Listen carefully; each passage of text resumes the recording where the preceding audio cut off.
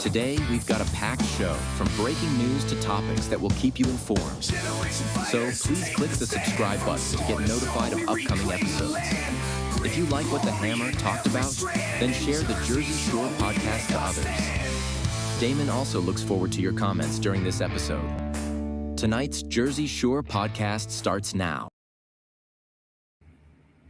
Hello, everyone, and welcome back to another episode of the Jersey Shore podcast. That is S-U-R-E, because we are always sure. I'm your host, Damon Galdo. We have another guest coming on. You guys have seen him a lot on my podcast, and he has his own podcast now under the America's Pulse Network, and this is brought to you by the great America's Pulse Network. So we have a lot to get into today. You'll see the breaking news going across the bottom of the screen when you guys are watching, so I'm just going to let you guys take a look at that. But I'm just going to go into a quick monologue, talk about the show. Now, there's a couple things we're going to talk about. We're going to talk about the rhetoric from the left. And even though they say it's not there, they're not doing it, they're not saying it, but we'll play a clip on that one. That's why Trump had 3 assassination attempts, 3, because of the rhetoric of the left views. So we're going to go into that. We're going to talk about that in the first segment. Second segment, we're going to talk about show me the money. Because if it's show me the money, I'll show you a couple of clips, all the fraud that's coming out now. I mean, everyone knows by now, Minnesota, Los Angeles, now Ohio. I mean, I can't wait until they get into New Jersey. I can't wait until they start diving into the fraud in New Jersey because it's so expensive to live in New Jersey. And thank you. Good evening, Donald. I just see he just jumped in.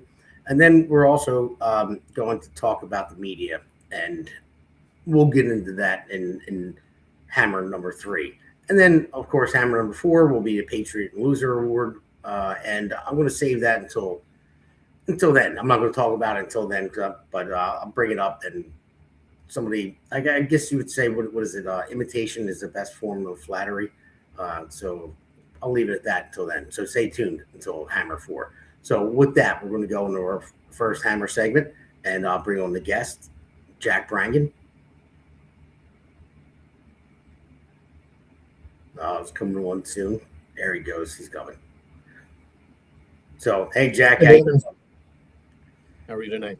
Good. And, Jack, real quick, before we even get started, your new podcast that you have on 8 You want to just mention that? Yeah, it's New Jersey State House Watch, and I do it with Constance Ditzel. And we're going to focus entirely on, it's all New Jersey. That's all it is. We focus on Jersey, what's going on in Trenton, the bills that are going on, the committee hearings, all that sort of thing. And the format of the each podcast, it's Constance and I, but we bring on a guest for every podcast. And we have Vicki Flynn coming up. By the way, we're live on the 2nd and 4th Tuesday at every month at 7:30. However, if you can't make it, or you miss some of the prior podcasts, you can find us on Apple, Amazon, or anywhere you get your podcast downloads. Pretty much we're there. But if you go to Apple Podcasts, you can download. Paul Canitro was on. He was a great guest talking about Sanctuary City. Melanie Dragon was talking about Maha and some of the big changes. There have been big changes in New Jersey since Mikey came in. Sean Highland from the New Jersey Family Policy Center. So we have some really great people. Vicki is one of the great fighters in the assembly for the Republican folks. After Vicki, Brian Bergen is another one. And it's not just going to be assembly people. We're planning on doing one show on child trafficking, and we're going to try to set that up somewhere around the World Cup, because the World Cup is a hub, and these big events is when child trafficking is the biggest. Sure. And it's something we really need to shine a light on in New Jersey, because we did have 1 million illegal aliens come into the Garden State. And where are the children? Yeah, well, that's the thing. Who did we hand these children over to? I mean, there was no longer any genetic matching at the border, and they did that for a reason, so that children could be lost. Yeah, and they did lose them. I think there were hundreds of thousands of children mean, this is it's criminal in my mind. It It's is actually. It is, Jack. And it's, yeah, so I can't wait to see that episode because it is criminal. And what else is criminal too is we're going to talk about in this this Hammer segment right here is I want to play this clip real quick. And this is after the third assassination attempt on Trump. Now, listen, I've been talking about this. It was an assassination attempt on Biden too. You know, it doesn't matter. The president of the United States gets targeted for a third time. And this is the reason why. So let's roll this clip. We are in an era of maximum warfare. No one has ever been more dangerous to this country than Donald Trump, and he is a fascist to his core. That man cannot see public office again. He is not only unfit, he is destructive to our democracy, and he has to be eliminated. Never before in my life have I called for mass protests, for mobilization, for disruption. But I am now. These Republicans cannot know a moment of peace. We're in a war right now to save this country, and so you have to be willing to do whatever is necessary. So there you go. All this rhetoric they spew out there, and it's not their fault. They have nothing to do with it, nothing at all. Yeah, that was terrible. It is, and they keep doing it. It doesn't matter to them. They'll stop for a day and then they'll denounce it and say, "Oh, well, we shouldn't be. Everyone needs to dial it down to right and left." But if you look at the numbers, I mean, listen, has there been right wing hate and violence in the past? Sure, there has been. But if you look at the numbers now, it's majority left wing. So I don't care who it is. It shouldn't happen because elected officials like that. I know we have free speech, Jack. We have free speech, First Amendment right, and you can say whatever you want. You can say that, but if you're an elected official or you're a news agency, you have to be held, to a certain standard because people elected you. They believe in you. They look at you as a leader, and you say this, and you're going to have somebody that's unhinged, try to act on it. So first of all, these people have a platform, right? So they automatically, have a audience of maybe millions of people if they're on a network. They're on the network based on the approval of the FCC. And there needs to be some standards. I mean, this is supposed to be for the public good is the purpose of these networks. These are public networks. These are our networks. And they should not be used for anything that gets close to assassination of anyone. So I really wish the FCC would get involved because these folks are on borderline, and there are limits to free speech. And if you approach to inciting a person to action is where it becomes illegal. And if it's insightful, and you say we are at a maximum war, this person is a threat to the country, this person should no longer be in office.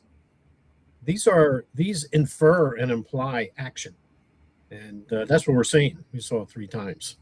Yeah, I mean, that's what we're seeing. Listen, and I don't think anybody's free speech should be hindered or stopped. I don't think anybody should be censored on social media or anything like that either. But I just think if I were to say it or whatever, but if you're an elected official and you're a leader, you get elected, you're the leader. It's like following a general, in the battle, and they say these things, then you're going to have one of your soldiers, think it's my duty to do this. I have to kill this man, to save our democracy. That there should be a little bit different. Not to say we should take that right away from them to say it, but they should have a moral obligation to realize that they shouldn't say it. The Democratic Party has no morals, no morals at all. They seceded from the Union once. There's sort of a soft confederation forming now, among blue states. People are leaving those blue states. States like New Jersey, we're no longer following the CDC. We're on our own. We're no longer, cooperating with ICE. We're on our own. So, they will stop at nothing. Their problem is that they have no platform other than Trump is bad. That is the only platform they have. And there's two people that they could not control, and that those people were an existential threat to the Democratic Party. One was Charlie Kirk. As long as Charlie Kirk was alive and speaking truth, Democrats don't want to hear truth. They just want to hear, power. And the other person is Donald Trump, and they're doing what they can. Charlie Kirk and Donald Trump are going to take down the Democratic Party. And I think that's what you're hearing. You're hearing panic. Because little by little, I think with Comey, I thought I read somewhere today that there were going to be additional charges beyond these seashell things, that there are going to be some other things thrown in there. Maybe they're going to get to the line in Congress and all that kind of stuff. Yeah, maybe. I don't know where it's going to go with the whole seashell thing. He knows what it meant, but that might have been a placeholder. That might have just been a placeholder to. Yeah, so we'll see where that goes. Further, I hope.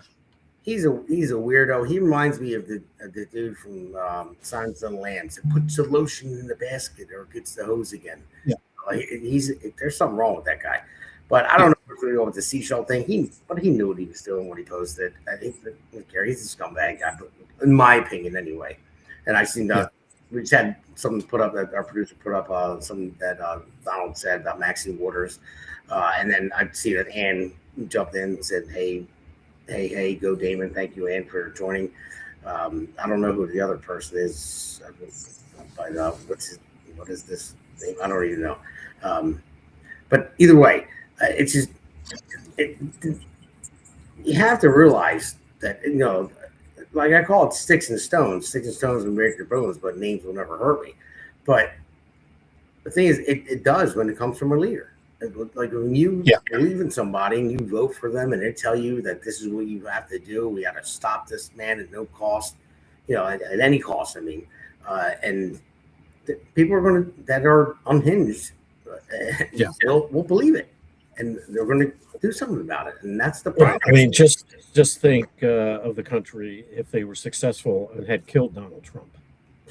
And this is what the Democrats want. The more chaos that there is in the country, that is their crack cocaine. Yeah. The more chaos, the more power they feel. So, it's getting a little scary. They got to connect, somehow they got to connect what's going on here. The one guy in Butler, why did they cremate his body so quickly? I don't know what's going on here, why that happened like that. But it just, we really need to know the truth, and we need some perp walks. And honestly, that's a question for Trump, too. You were the one that was shot. Why aren't you putting it out there? Why aren't you asking the question? Why did they cremate his body so fast? I know there's a lot of Secret Service that didn't do what they were supposed to be doing. He had, Biden didn't give him enough agents. And they pulled some back. But still, if I became the president after I got shot, almost head blown off and got shot in the ear, I would want to know everything about it. Like why? Yeah. Was this guy cremated so bad? Why we see the FBI hosing down the rooftop? Right. So if in the midterms, if the Democrats take back the House, that will mean the line of secession is Donald Trump, J.D. Vance, Hakeem Jeffries. Yeah. If they take out Trump and Vance, they're back in. Hakeem becomes president. That's how much how important these midterms are. They are. They're very important. So vote DamonGaldo.com, everybody that's watching right now. Make sure you get out there and vote for me. They will do that. They'll hire some Iranian to detonate a bomb somewhere to take them both out at once, something like that. Yeah, of course. I even hate to talk about it, but I know. It's whatever it takes. It scares the hell out of me. Like I said, I don't live and die by Trump, but I could never vote for Kamala. And then Well, Trump they've is still- ruined everything. I mean, still said they it have was- ruined even things like impeachment. Now, impeachment was always a last resort act that you would do with a president. You would never really impeach a president unless you really had solid evidence. These Democrats are, trying to impeach him like they're passing a bill. That they've ruined the gravity, the seriousness of impeachment. They're just using it as a weapon as needed. Yeah, I know. It's terrible. I in my lifetime anyway. I mean, I know presidents have been impeached. They tried to impeach him, but what was it, 3 times already they tried to impeach Trump? They tried to impeach him when he wasn't even in office. Yeah. it's like, come on. It's like, really? That TDS it really exists out there. But I don't know. As long as he does what he says he's going to do. I mean, listen, I don't agree with him with everything, but if Kamala Harris in office, everybody is listening right now, anyone out there, think about it. What if she was in office? We would be.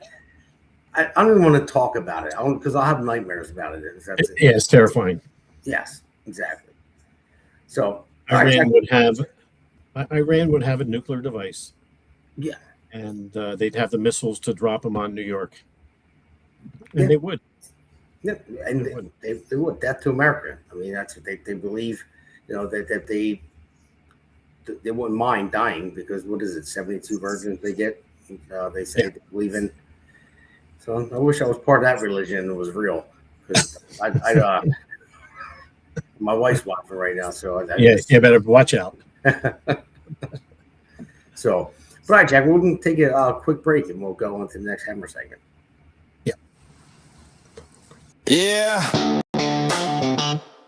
This one's for New Jersey. For every working family that's had enough. Name's Damon Galdo. And I'm just getting started.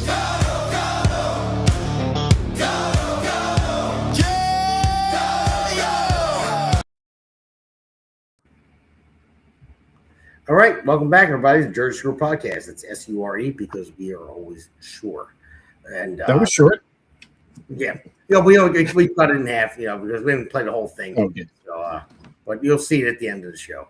So, but this Hammer segment is Show Me the Money. And the reason why it's Show Me the Money is because we're getting ripped off left and right everywhere. I mean, you had the Minnesota, estimated $9 billion, but they're talking about maybe $20 billion now. You have LA, which is ridiculous.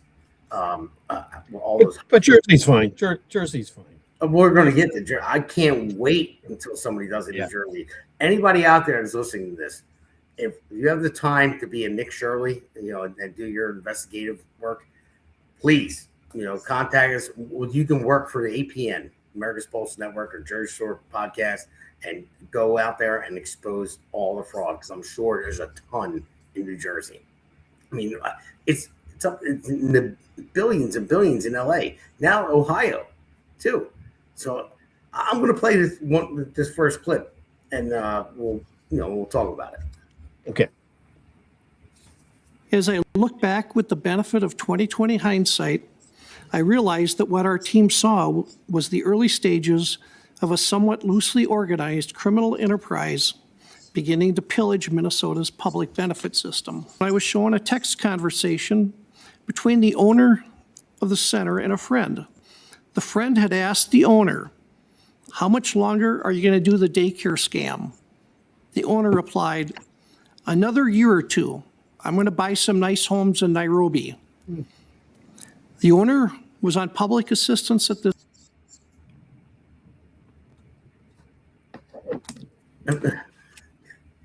He was on public assistance. Yeah, I'll let you ride with that one, Jack. I mean, because the fraud is crazy, and Walls knew about it. That's Minnesota, and we have. I mean, this is why it is so expensive, to live, in particular in New Jersey, because our tax money is being diverted elsewhere, whether it's fraud, which we don't know yet about New Jersey, or it's illegal aliens that is sucking over $7 billion in cash, goods, and services out of our economy and instead of going to our school system, instead of going to our property taxes, etc. Now, Cherry Hill just passed a tax hike. Well, the money that's supposed to be going to Cherry Hill is being diverted because when illegal aliens arrive here in New Jersey, they don't come here with Aetna and dental. They come here with nothing. Yeah. So they got to go on Medicare or Medicaid, I should say. And, they just arrive with false papers and, they're on, and then they're on our dime. I mean, we're hearing all about, the medical prices going up, going through the roof. We have men, women, and children, close to 1 million, that arrived in the state with no medical coverage, no way to pay for medical services. So we're all paying for them. So that is theft of public money in my mind. And that's what it is. Yeah. You're right. I mean, these people are not supposed to be here. And when they use tax money for people that are not supposed to be here, to me, that's theft of public funds. Yeah. And then with Medicaid, once you start digging into that, I mean, that's billions of dollars. And, Medicaid is going through the roof.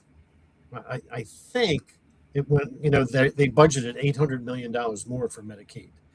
Now, that's a split between New Jersey taxpayer and the federal. But look, doesn't matter. It's our money, whether it's federal or tax.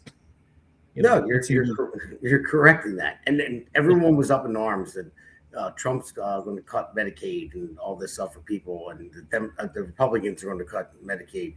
No, it needs to be policed. I mean, because they're saying that we're going to run out of Medicaid by 2035 or Social Security as well, whatever it may be. But the amount of money that goes towards it, it's insane. And when I look at this, and this is nothing to do with racism at all, but I just have to read it because all the Somali fraud, Somalis are known for pirating. You remember what was that movie with Tom Hanks? Yeah, when the Somalis, they took over the ship and everything. They're known for it, and that's what we're and all these people that from the DOJ indictments and trial verdicts. You have Salim Ahmed Mohammed Arden. I don't even know how to say his Abedakir Mohammed. Same thing. Abedakir Mohammed Ashir Assad Mohammed Abshir. I could keep going. More. I mean, this is the list of the people that were indicted and were either convicted or on trial right now for all the fraud. And there's not one. I mean, I would say like American name because I can't even pronounce them. And they were a lot of them are from Somalia, and not trashing Somalia. I don't want to. I mean, the reality is even legal immigration. I don't think we need people. There's no shortage of people in our country.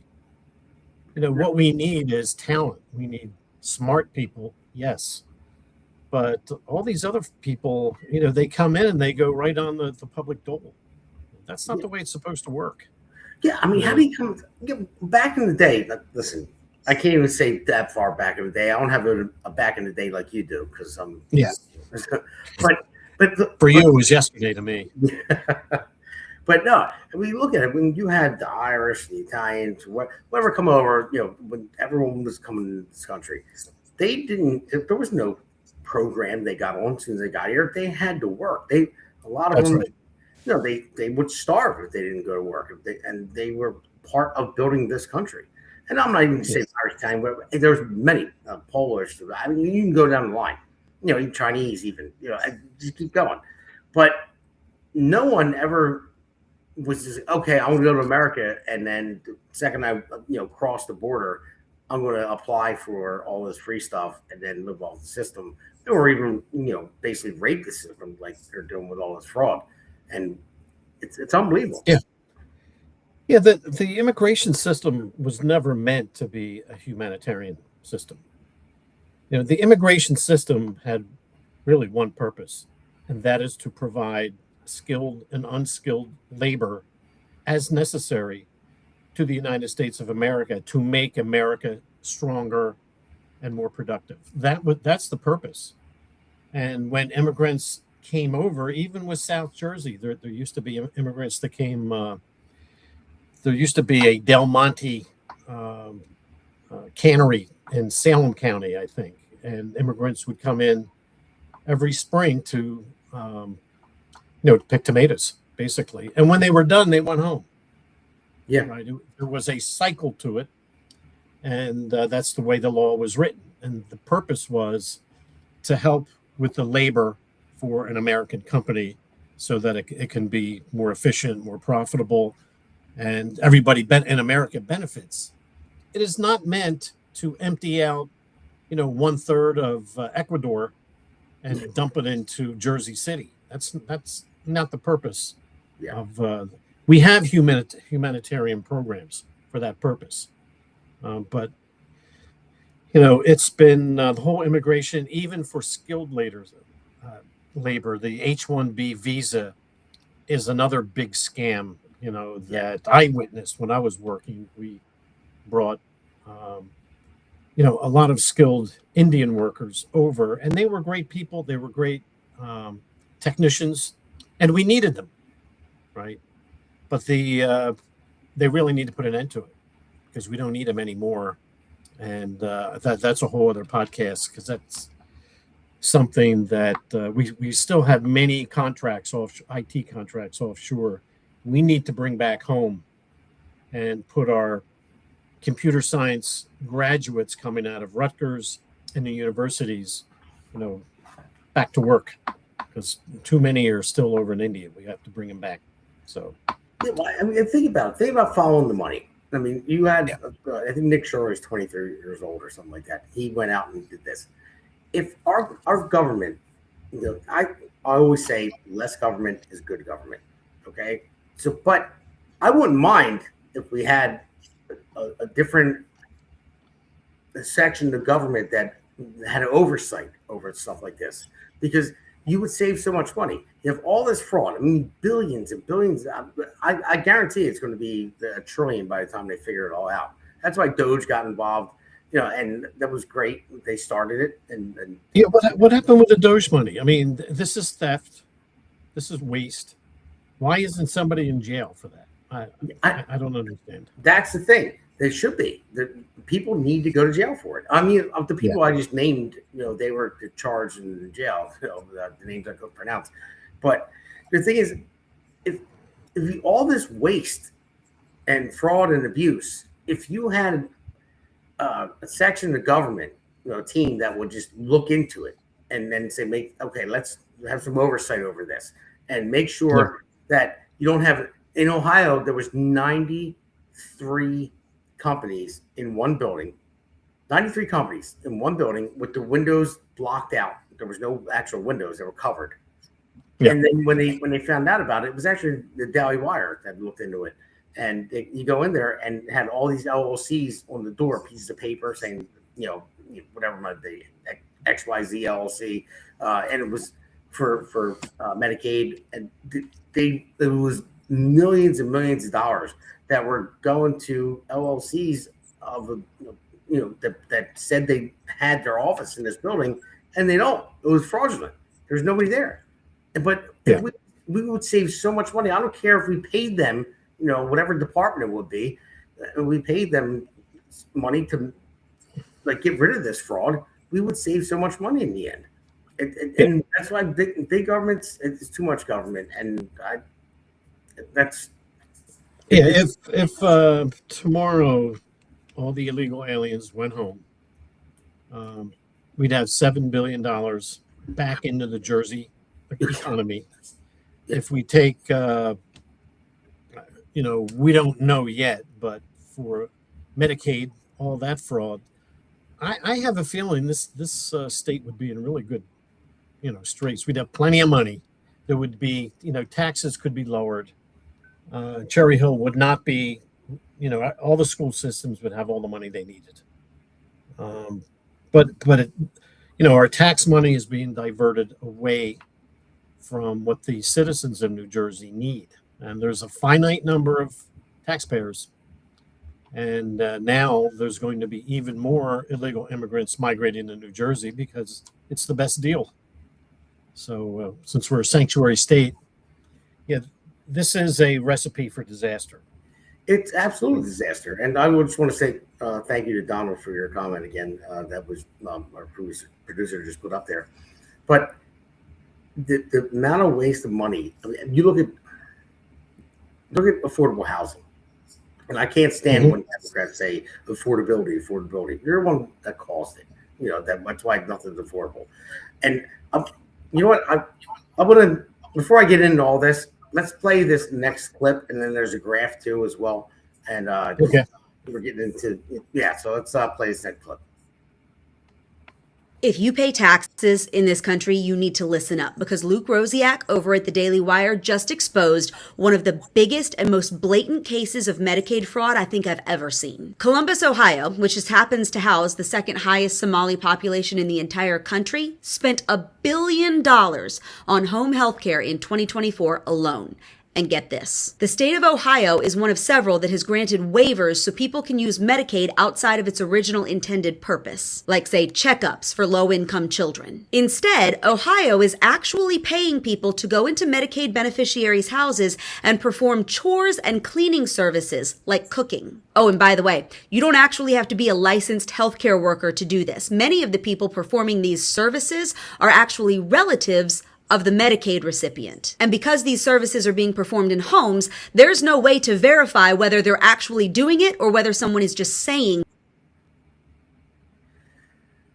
So, Jack, there you go right there. It's unbelievable. You know, it really, really is. And this is where government gets too big, where they don't pay attention or they don't care. Because there's $1 billion now. Who is the treasurer in Ohio? Yeah, I don't know, but the treasurer is the treasurer of the Democrats that fund their campaigns, the PAC money that they get these people elected. That's probably why. Well, I mean, you look at Tim Walz, and that guy, he was calling everybody a racist when they first exposed the fraud in Minnesota. Now he's out there championing himself. If you have fraud, you're going to go to jail. It's like, are you kidding me? You did nothing about it. It was FBI that just raided all these places. You had nothing to do with it. It's where did all that money go? That $1 billion? I mean, a lot of it funded terrorism. You know, I mean, that what they're showing so far. It's like, come on, man. And then Tim Walz. This is criminal negligence. Yeah, exactly. It really is. It is because you're not going to tell me that nobody knows about it. And all that money, wherever the money goes. I mean, if you look at it, all those people I tried to name earlier, I couldn't say it.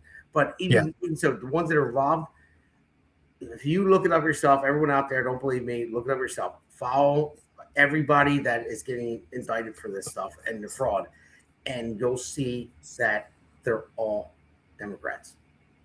I mean, 99% are the ones that are involved. You know, because I was searching it earlier. It was hard to find, but you had to go to the voter registration, every name, and find out where they lived. But I was going through it, and they're all Democrats, and they're funding these campaigns. I don't know where all this money's going, but this is like soft reparations. You know, you would never get $1 billion for reparations, but if it's getting smuggled out of the system and distributed, you know, could be another scam to do that as well. I don't know. Yeah, it's just insane. It's insane how we got this far, and that's why too much government is bad government. You know, I mean, to get $1 billion that was taken out of the system that should be benefiting people that really need the services of Medicaid, and don't get them. Yeah. Because the money runs out, and that's the end of it. They can't pay the doctors. They can't pay the nurses. Yeah, so there's the financial, and then there's the human suffering that's created by this. These guys got to go to jail. I mean, everybody, frankly, right up the line. Yeah, you're right. And I want to show you something else too. This graph I want to pull up in a second. This is here it is, right here. This is from 1965 until today. Now you see the blue line right there. That is inflation from 1965 until today. Look at the yellow line. That is college tuition. That is when the government took over, giving out federal student loans. So a bank would assess, a risk of somebody going to loan money to. Is this person going to finish their college? What do they go to college for? I always attribute Pete to this because he always mentions underwater basket weaving, as a like a major. So if they take a class like that or lesbian dance theory, whatever it may be, they're never going to make any money of being able to pay the loans back. So this is once Lyndon Baines Johnson actually started this, and then Bill Clinton pushed it forward. You'll see the timeline. And pushed forward, and Obama put the icing on the cake. And now they reach into your pocket, the taxpayer dollars, give it to anybody that wants to go to college, and that's fine. Everyone should have that opportunity to go to college. But when they take it out of the taxpayer dollars, and you can go to college for life, you literally can. You can just keep taking classes, and then for your entire life, and rack up the debt, and you don't have to pay it off because you're going to be dead if you keep going to all these classes. And that's the problem because it's using taxpayer dollars. And that's why the college tuition skyrocketed that high above inflation, because the colleges look at it and like, oh, well, it's taxpayer dollars. We're going to raise all the rates. That's another thing. Like that when government gets involved, then everything gets too expensive. And that's the problem, Yeah, so your graph went up to 35,000, and a lot of colleges are double that now. Yeah, up above 60,000. I don't know how parents do it without going deeply into debt. That's and I don't know. I think it's part of the overall scam to sort of neuter young people and not allow them to get their life started, to get married, to have kids, get a house. I think for my generation, I think the average first house was like 30 years old, 31 or 32 years old, was people buying their first house. And now I think the first house is like 40 or 42, something like that. So, I mean, there's a benchmark right there that between the 80s and now, young people could get started with a house. And even the affordable housing, if you look at a lot of the units, they're rentals. And a lot of them are rentals. And this is not doing anything for affordable housing because, first of all, even the rentals are expensive. They're probably like $2,500, a month.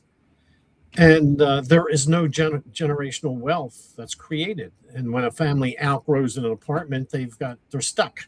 They can't get to the house. It's really screwed up. Yeah, it's a push for socialism and communism, Marxism, whatever you want to call it. It's all pretty much wrapped up in the same bow. And that's what it is. It's never worked anywhere else ever in the world. No country's ever survived pretty much. Yeah.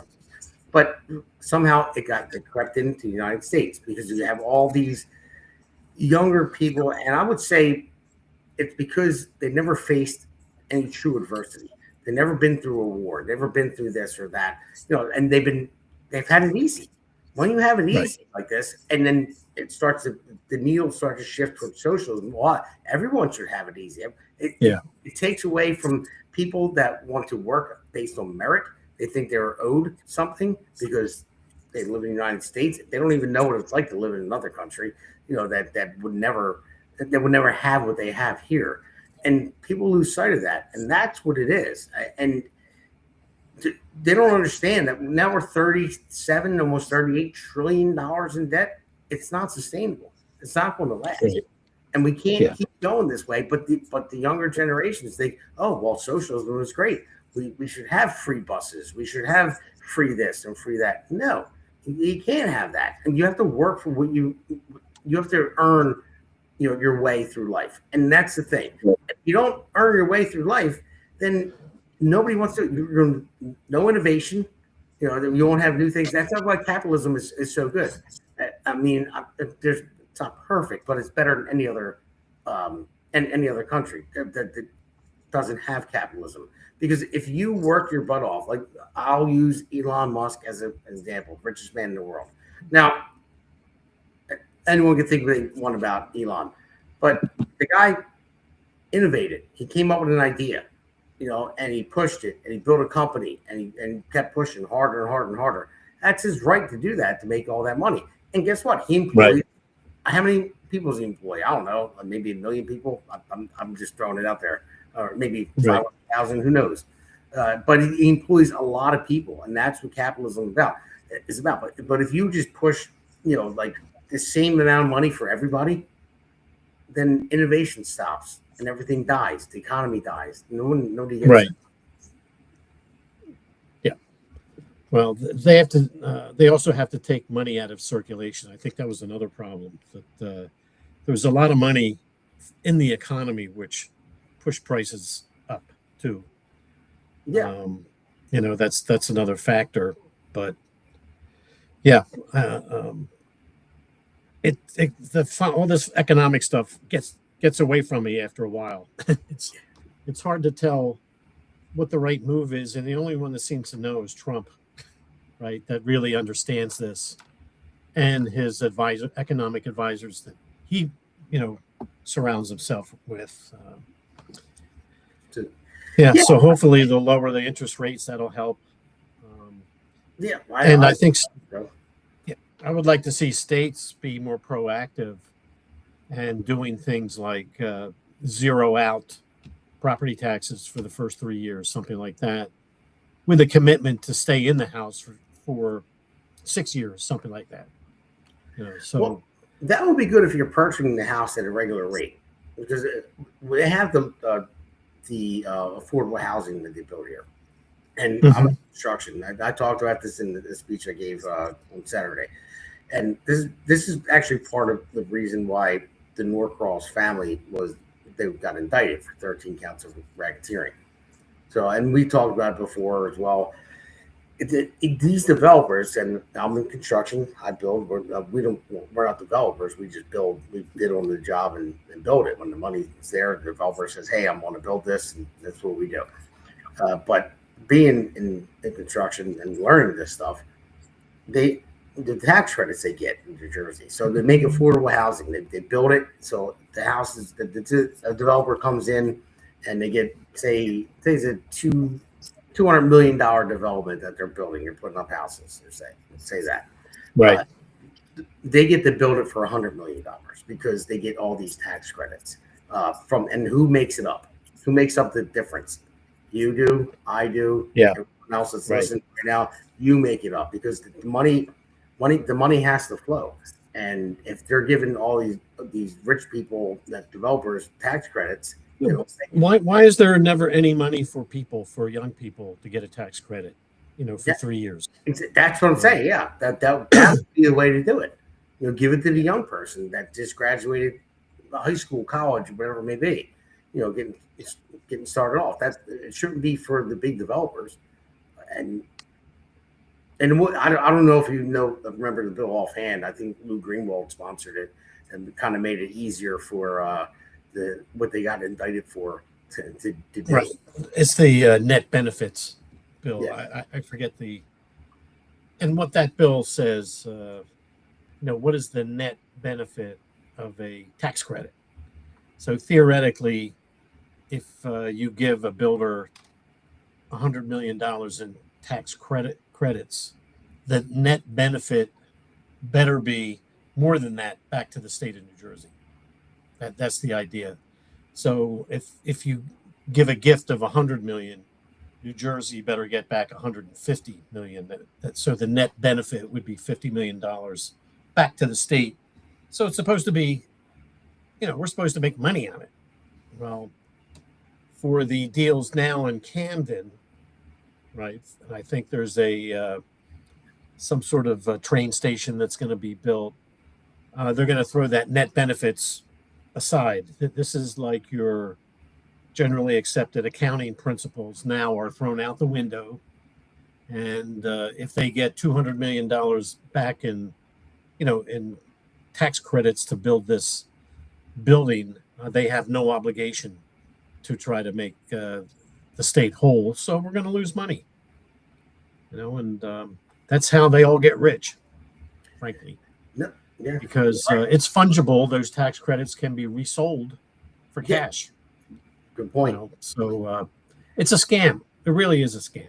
It's tax credits that they get that they don't have to pay taxes on. But then if they were to sell the property or sell whatever, they can turn the tax credits into liquid cash by selling them to the buyer. That's crazy.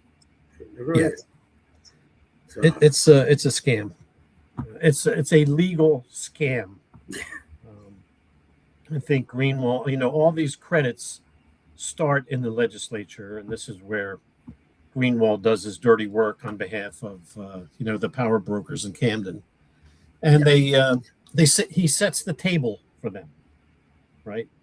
The tax credits will come, and there's no obligation to make the state whole. You just you take whatever you need and give back whatever you can. Yeah, he should know the game by now. He's been in for 30 years.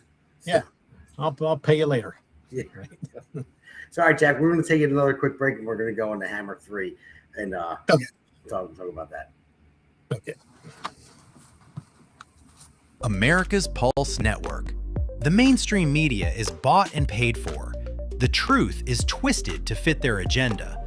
But America is waking up. Because podcasts are the future for trusted media. Welcome to the America's Pulse Network.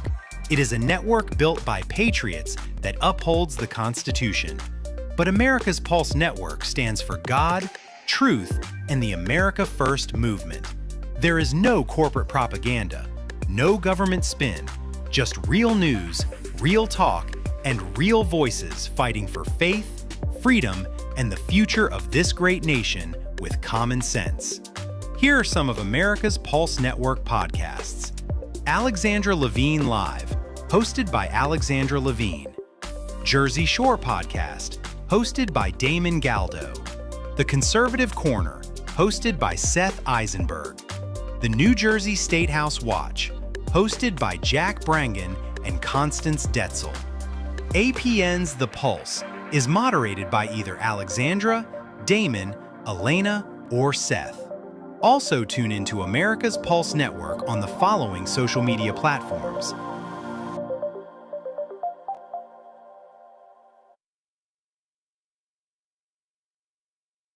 Join the revolution because the pulse of America beats for God and country. America's Pulse Network is for faith, family, freedom, and truth.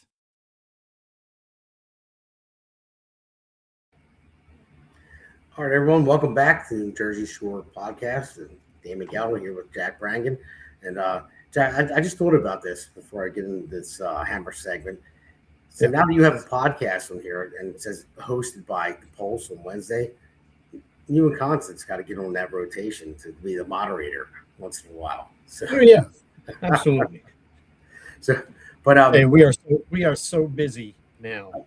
We are. Between that, we're working hard on the Damon Galdo for Congress campaign team, right? So, we want to get Damon going to Washington, D.C. So there's that. That's 2 full-time jobs. And then both Constance and I are involved with Moms for Liberty in the state of New Jersey. And Wednesday, the Commissioner of Education will have a public hearing, and Constance and I will be going up there to testify in front of the Commissioner of Education. And then Friday, we've got some other meetings with some other parental rights groups in the state of New Jersey. So life is full. That's all I can tell you. Yeah, it is. It is. It definitely is for sure.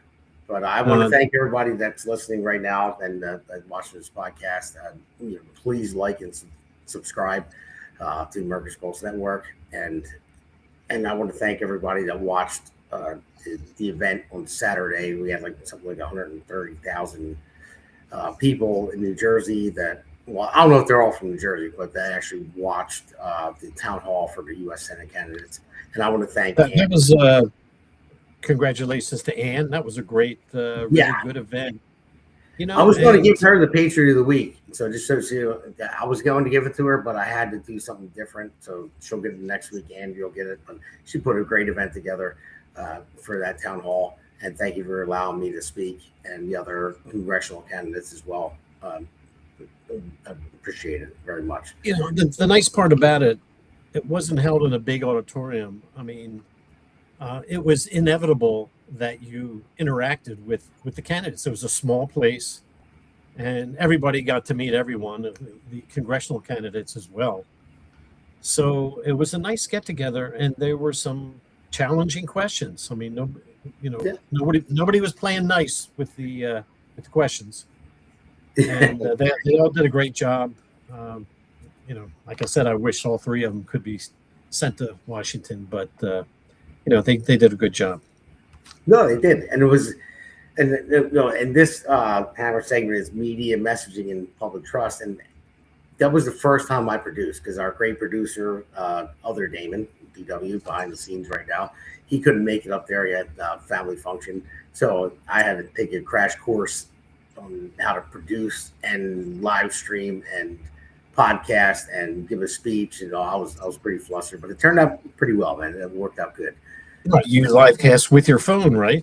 And yeah. Of course, your mom was calling you every 10 minutes, so that was. Yeah, she was. Yep. I forgot to put my phone on Do Not Disturb, and it kept ringing, and I had to jump up real quick and turn the button off. And I couldn't even text her to say, "Mom, stop calling me." So Ann is saying 43,000 watched the full event. I'll watch it from 43,000 watched. Oh, from beginning to end. Okay. Right. Yeah, the other thing was 130. I don't know how it works. I mean, 130,000 or so clicked on it, watched some of it, and I don't know how that works. But still, 43,000 is great. So, Ann, thank you very much. That's right. I forgot about that. My mom. Thanks, Ann. So, but yeah. So I'm just media. Thanks, Donald, for all your comments. Yeah. I don't know Donald. I guess I'll meet him soon along the way, I hope.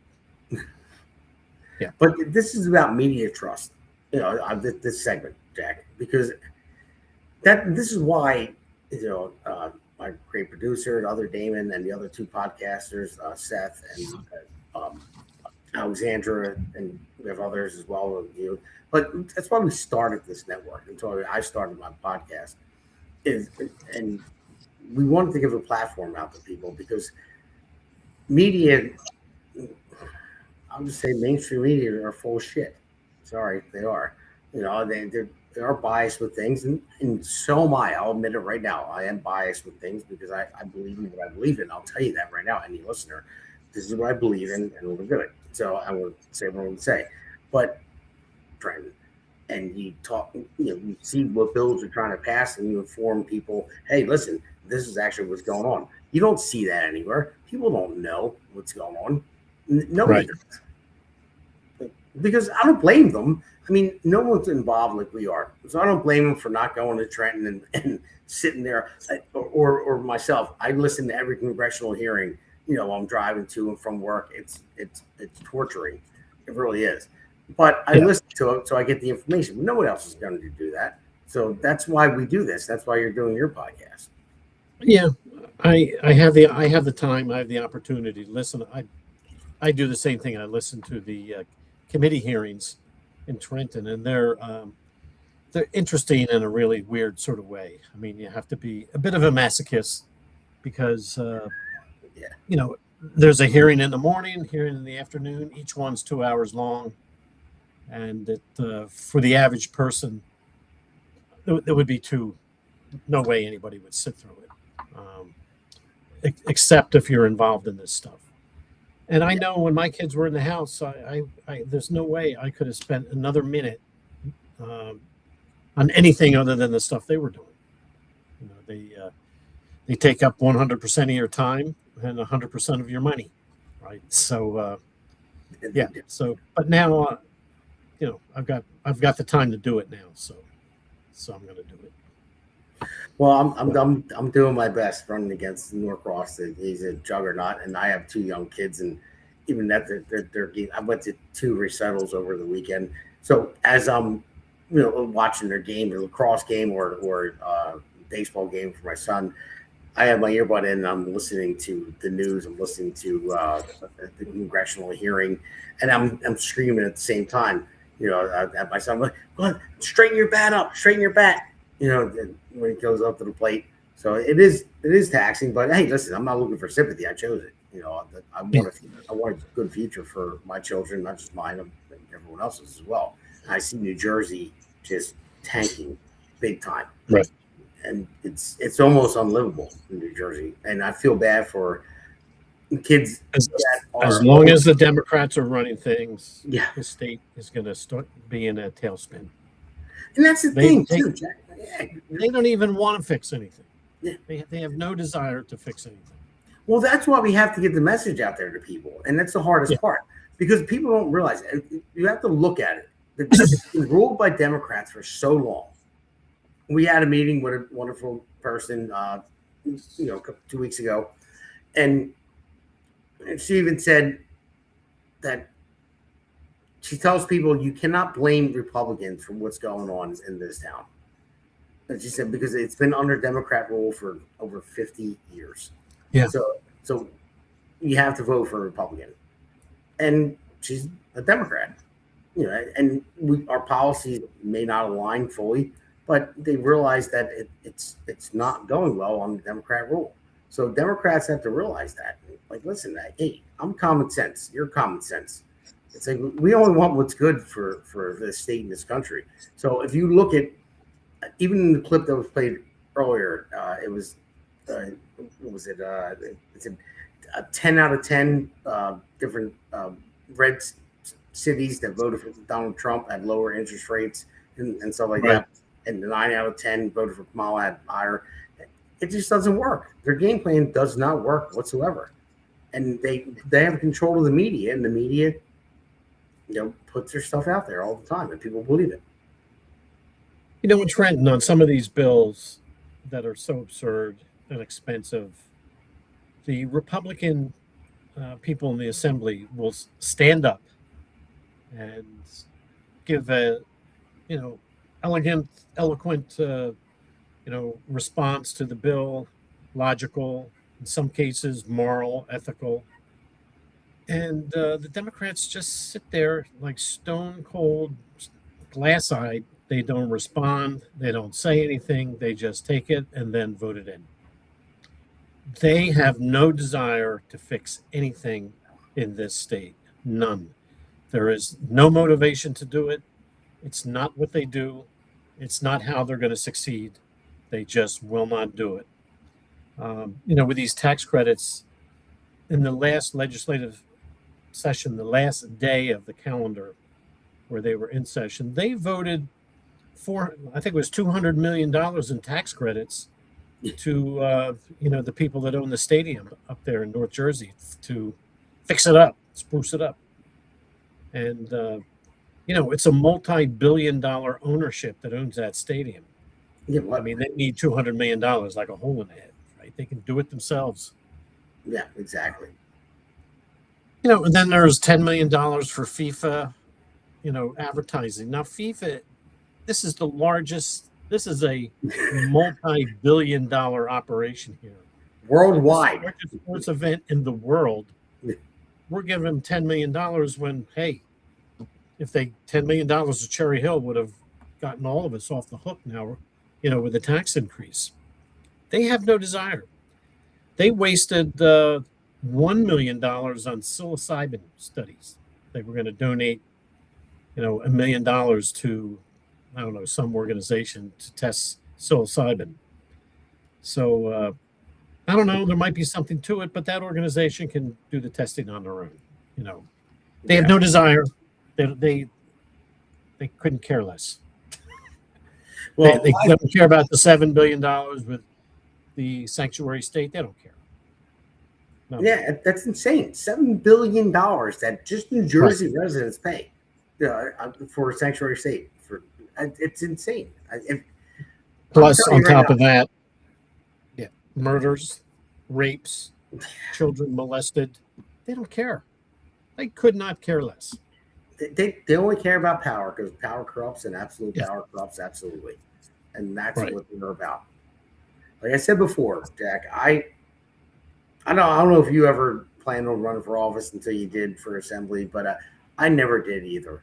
I just, when I had my kids, I looked at the future and I've seen everything going on with the schools, with the taxes. It wasn't going to be sustainable for a future for them. And not just mine. I looked at everyone else's children too. We have to have a future. And I'll beat like a dead horse. My favorite quote from Emmett Burke is the only thing necessary for the triumph of evil is for good men to do nothing. And I'll say that every episode if I have to. It doesn't matter to me because it's the truth. Somebody needs to step up and do something. We also need people to run for office. People that tune into this show and New Jersey State House Watch. Look, if I can run for office, anybody can run for office. We need people, like-minded people to run for office at every single level. Because even in Cherry Hill, there has not been a Republican mayor or even anybody on the town council for 40 years. So it's been Democrats for 40 years. That's nauseating. Yeah, it's crazy.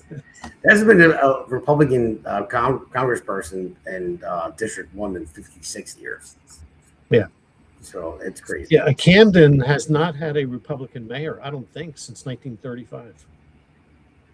If the people in Camden think they have a future with Democrats, they are sorely mistaken. Yeah. They have to get rid of, understand that the Democrats do not care about anybody living in that city. The only thing they care about are their tax credits, building buildings, and having their buddies bring their companies into town. Democrats do not care. They don't care how many people get murdered. They don't care that the schools are horrible. They don't care. Yeah, they want to keep you on. They want to keep you on the hook. I mean, look at Camden, New Jersey.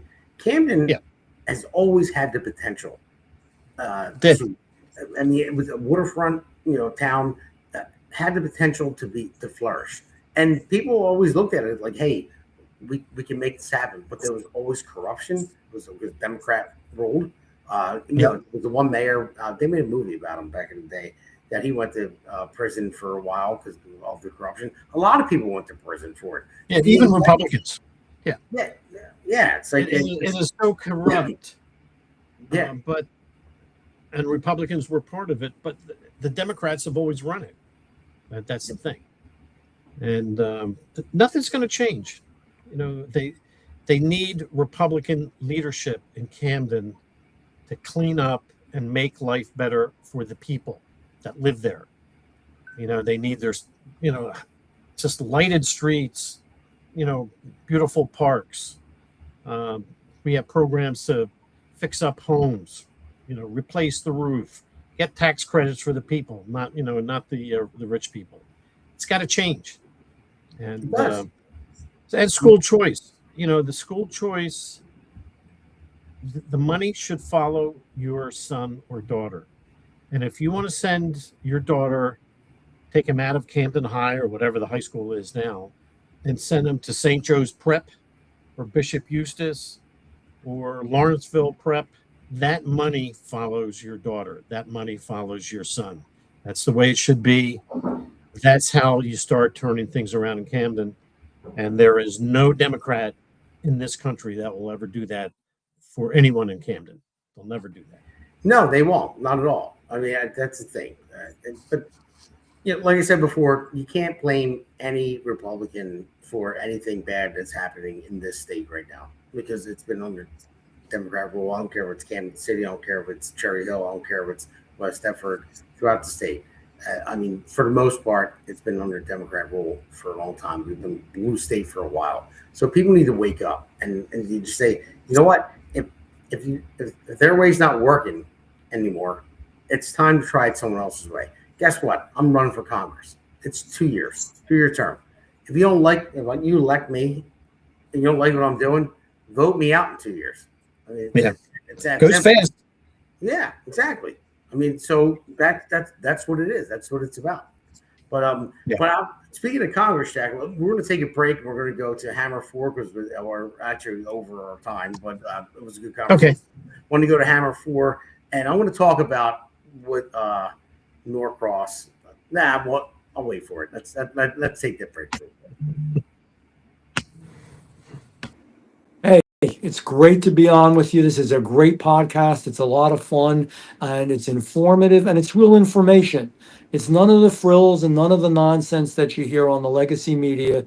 Just telling the story of what's happening right now. It's what I do with my newsletter that I get out to anybody who wants to see it. It's what you're doing with this podcast. America needs to know what the real deal is, and you're the real deal.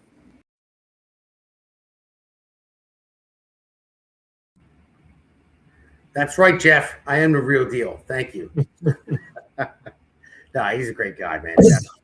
The CV2 congressman there. He's running for re-election. Jeff Antro is awesome. But I want to go on to this, Jack. I'm going to do the Patriot. Well, I'm going to do the Patriot and Loser Week Award. Okay. I do that all the time. Sometimes we do the punchable face, whatever it may be, for fun. But I have to give. I'm going to do the Loser Week Award first. I guess maybe we'll do that because the reason why I'm going to do that. This is Donald Norcross out there with cameras and news media, him delivering Meals on Wheels and all that to one house, by the way, and he put it out there. So, and he made a big spectacle about it, and he's copying me. That's what he's doing because I talked to my great producer, the man behind the scenes, and then talking about it, and I've been doing this for over a decade, and I got my children involved with delivering meals to there it is there. But deliver meals with my kids. And the first time, they were a lot younger then, and you'll see when they're going to get the Patriot League Award, but you'll see as they're growing in each video. So I didn't want to ever post that. I didn't think it was right. I didn't want to look like a fake person. Somebody that was just doing it because I'm running for office. I did it when I wasn't running for office, before I even thought about running for office, and even in between when I wasn't running for office. Every Thanksgiving, every Christmas, every Easter. Thanks to Steve DiOrio. Steve DiOrio runs this program. I've been working with him for a long time now, and I did it even before Steve. So I always felt like I don't want to put it out there because I feel like I'm using people. I took the videos for my kids because I love the fact that they did it. And the first time we did it, they came down. It was Christmas Day. Santa brought their toys, and they were like, "Oh!" And they were opening all their stuff. I said, "Listen, we have to go out and we have to deliver meals for seniors." And they were like, "What?" So they're like, "No, we won't play with our toys." I'm like, "Let's do it. It'll take a few hours." So they weren't happy about it the first time. We go out there, and then as soon as you pick up the meals, we're delivering them, and the lady opened the door, and she started crying. And we gave her a card and her meal, and after she closed the door, she said, "Thank you very much." And my children were like, "Why was she crying?" I said, "Because there were tears of joy. She was happy that you guys showed up on Christmas Day when she doesn't have anybody else, and you gave her a card, you made a card for her, and you delivered a meal to her." I said she was extremely happy about it, that she was crying because she was so happy. Now, my children, every year, every holiday, they look forward to it. They say, "That's great. Yeah. Say, when are we going to Uncle Steve, Steve DiOrio, he's the one that runs the program, and get the meals. So they know on whatever holiday it is, they can get up early, we're going to go deliver the meals, and they enjoy it. And it was great. But this guy, Donald Norcross right there, and Lou Capelli, he's another one, come on. So I posted it finally. I posted a video of it because my producer said, "Why not do it?" I I just didn't think it was something. I felt like I was like using that, like because I seen other people that would do it one time just because they're running, like Donald just did. So, Right. but he said, but it's you. He said you've been doing it for so long, for years. Why not post it? I posted it, and then this is where he comes out with his video out of the blue, because I know they stalk my social media and this. Yeah, I didn't know you posted yours first. Yes, I did. I posted it first, and then his team saw it, said you better get out there and do something. So let's run his first with the loser of the week. Yeah. For us here with Commissioner Director Lou Capelli, after we just delivered a hot, delicious meal to Joe down here in the city of Camden, part of the Meals on Wheels program that actually started back in 1972. Yeah, it started in 1972, and you weren't even a part of it until like yesterday. So, I mean, this guy, can you get any more fake than him? This program has been on automatic pilot running since 1972, whether they are there or not. Yeah, exactly. Right. So, and he does it one time, one house, has the news media there. I think somebody actually posted on there, said they're walking their dog by there and said it was all staged, for the news media. Yeah, I guarantee it's because he saw my post that I put out there with my kids. Now, this one, I'm giving my kids a Patriot of the Week award. And this video is a little long. I think it's like 2 minutes and 55 seconds or so. But I want to play this because this is what they do. This is how you raise them right, but for the real reasons. Donald Norcross, he's a scam artist. He doesn't give a shit about anybody. Right. Yeah, exactly. So let's do the Patriot of the Week award.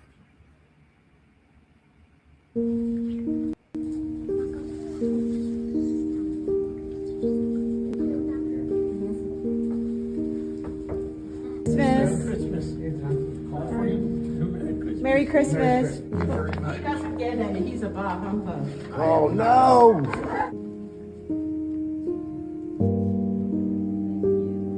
Merry Christmas. Thank you, love.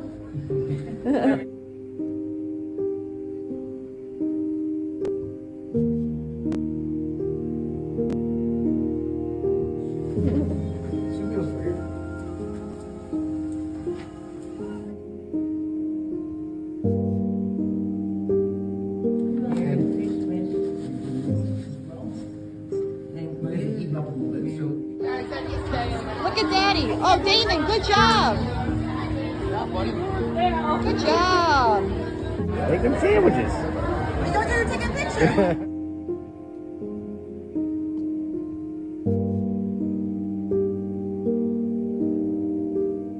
He's trying to take a bite of your dessert. I'll let you know that. You want dessert?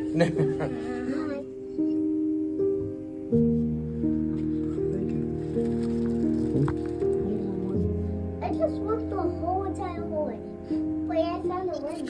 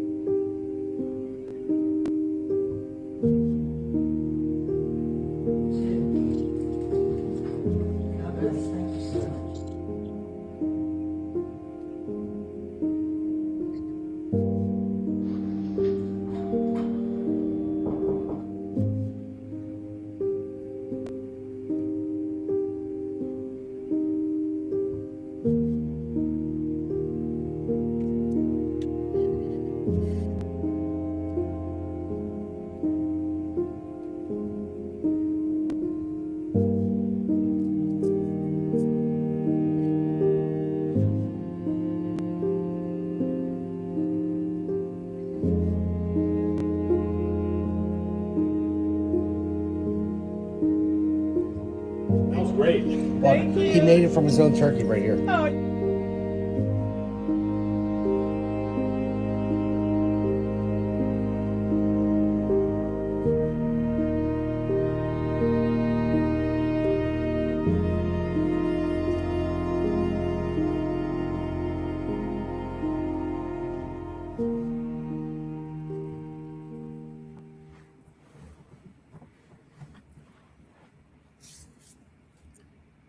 Jack. That's a nice video. Yeah, they're the Patriots of the week. And you can see how young they were when they started, and they grew through the years delivering those meals, and they actually love it now. Yeah, that's great. Yeah, but Norcross, yeah, come on, stop it. That's the one. That's the first one they've done in their entire tenure in office. Yeah. You know. So they probably got their fingers greasy and had to get them cleaned off afterwards. Yeah, that's the thing. Is that they don't care about anybody. I mean, no. They really don't. And I'm sorry, Donnie boy. You know, I hope you watch this, but I don't see you caring about anybody. Everything is about you making money for your family, and you talk a good game. Maybe he's a good guy in real life. You know that. Maybe I could hang out with him one day. Maybe he's that guy you go to the bar with one day and just talk to him. He's a union guy and all that stuff, but not with his track record. And then it's just sham. It's lying to people. They're frauds. Yeah, fraud. So it's a shame. You know, it really is.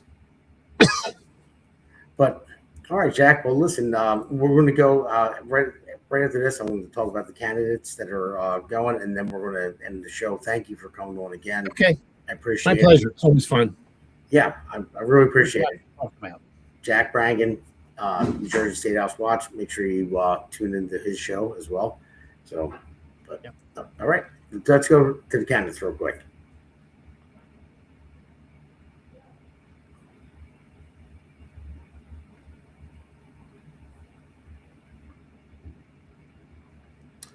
Justin Murphy for U.S. Senate.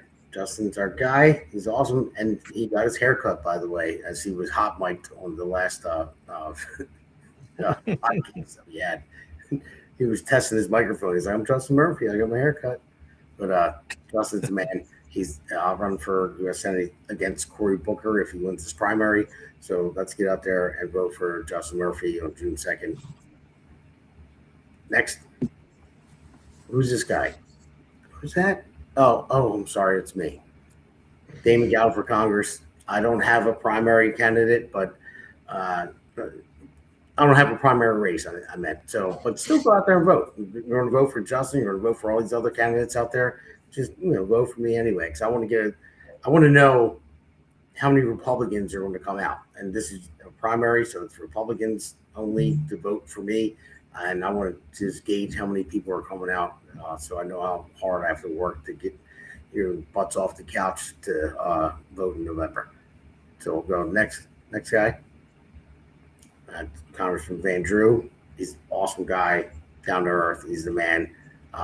He's going to win, but only if you go out and vote for him. He's a great guy, great congressman, and this is a guy that will take any of your calls if you have any issues or whatever.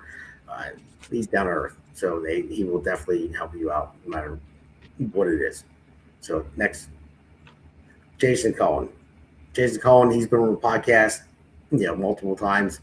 He's a great guy. He's fighting hard, raising a lot of money in the 3rd district, and he has 3 other primary candidates that are going against him. So, but Jason's the man. There's other people that are good that are running in that district as well. But Jason, I've been with him since the beginning, and he is the best candidate. I have to tell you that. He definitely is. Next, Chris Smith. Get out there and vote for him. Again, like I always said, I never met him personally, but I've seen his platform. He's got his platform is awesome and everything he stands for. So make sure we get out there and vote for him. Hillary Herzig. I just saw her on Saturday again. She was on the podcast before as well. Hillary is awesome, and she has what it takes. She's great. So make sure you get out there and vote for Hillary in the 6th district. You have Tom Keene Jr., the incumbent. So hopefully he wins again. We got to keep the House. So make sure you get out there and vote for Tom in 7. And then Tiffany Burris. She is great as well. So make sure we get out there and vote for her in 9. Tiffany is awesome. Carmen Bugo, same thing. I got the same thing about him. So, and he's in 10. Get out there and vote for Carmen Bugo. Look at his platform, go on his website.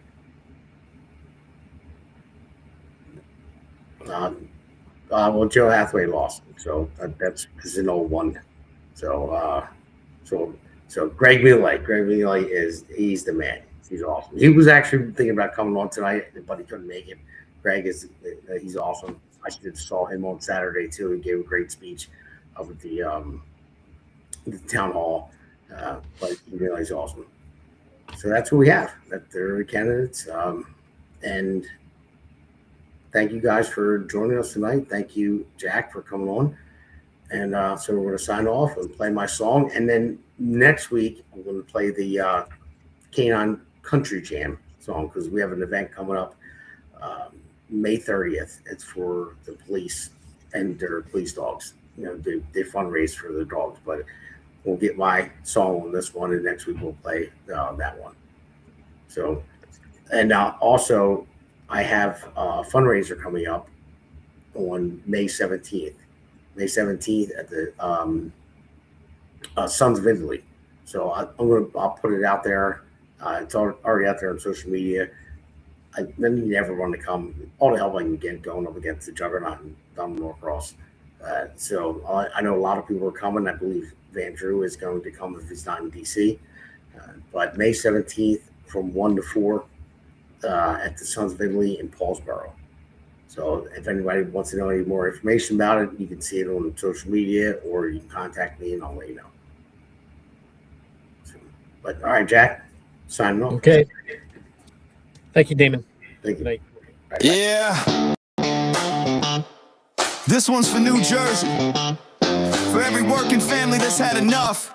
Name's Damon Galdo. And I'm just getting started.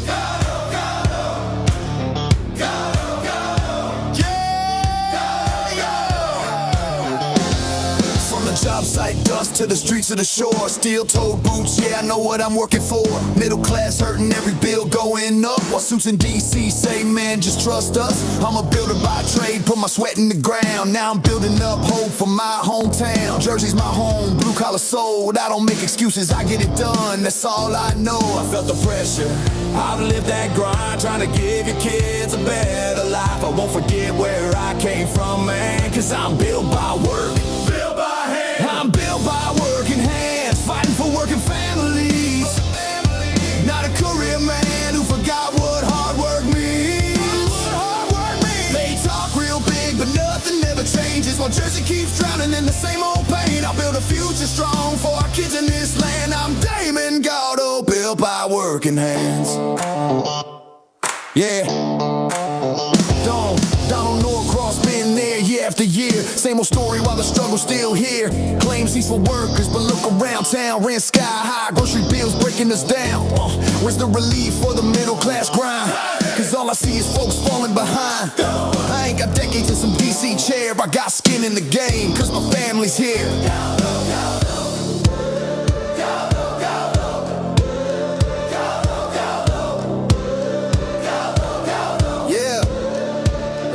Time, they had their shot, and tell me, Jersey, what have we got? It's time for change, time for a stand, time for a work, and not another plan, not another plan, not another plan. Yeah! I'm built by working hands, fighting for working families. Not some suit who sold you fantasy. We waited long enough, it's time to demand a future built by honest hands for Jersey strong, for this great land. I'm Damon Galdo, built by working hands. Yeah, this ain't left, this ain't right. This is fight for what's right. For every mom working double shifts, every dad praying they don't miss. I'm running for my kids, running for yours, for a state that deserves so much more. Not talk, that's the plan. Let's build it back with a working man. For our children's dreams, for a better way. I'll fight for Jersey every day. No empty words, I'll take the stand. Cause I'm built by work. Yeah, I'm built by working hands, fighting for working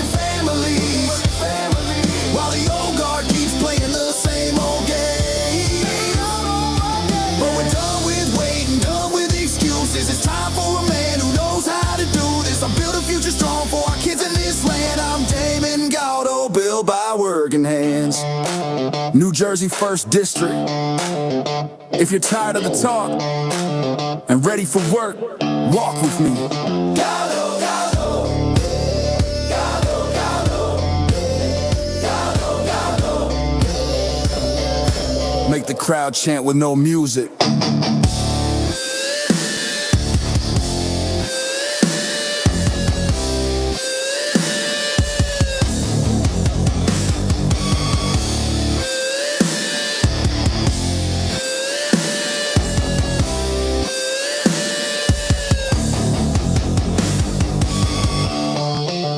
The Hammer thanks you for watching tonight's Jersey Shore podcast. See you at the next packed show, from breaking news to topics that will keep you informed.